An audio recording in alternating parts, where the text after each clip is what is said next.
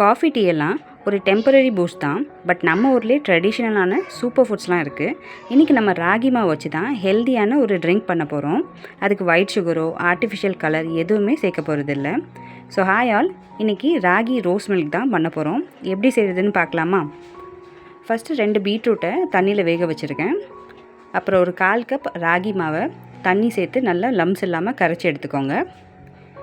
இப்போ பேனில் ஒரு 1/2 லிட்டர் தண்ணி சேர்த்துக்கிறேன். தண்ணி நல்லா கொதித்ததுக்கப்புறமா நம்ம கரைச்சி வச்சுருக்க ராகி மாவை சேர்த்துக்கலாம்.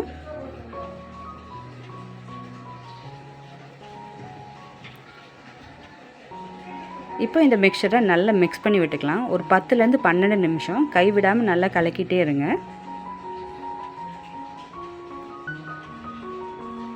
இந்த மாதிரி ராகி மாவு நல்லா வெந்து திக்காக வந்ததுக்கப்புறமா ஆற விட்டுக்கலாம்.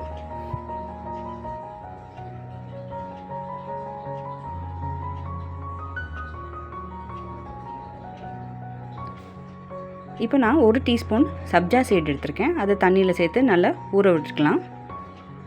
இப்போ மிக்சர் ஜாரில் நம்ம ஆற வச்சுருந்த ராகி மாவை சேர்த்துக்கலாம்.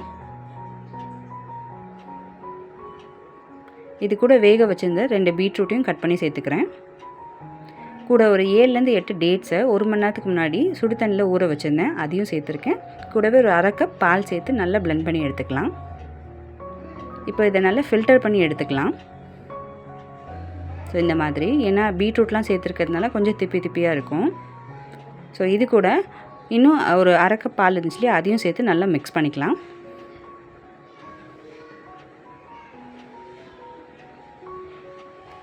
ஸோ ஒரு நியூட்ரிஷியஸான ட்ரிங்க் ரெடி ஆகிடுச்சு. ராகி பிடிக்காத பசங்க கூட கேட்டு வாங்கி சாப்பிடுவாங்க. அந்த அளவுக்கு பார்த்திங்கன்னா டேஸ்ட்டு சூப்பராக இருக்கும். இதில் இனிப்புக்கு டேட் சேர்த்துருக்கிறதுனால எல்லாருமே சாப்பிடலாம்.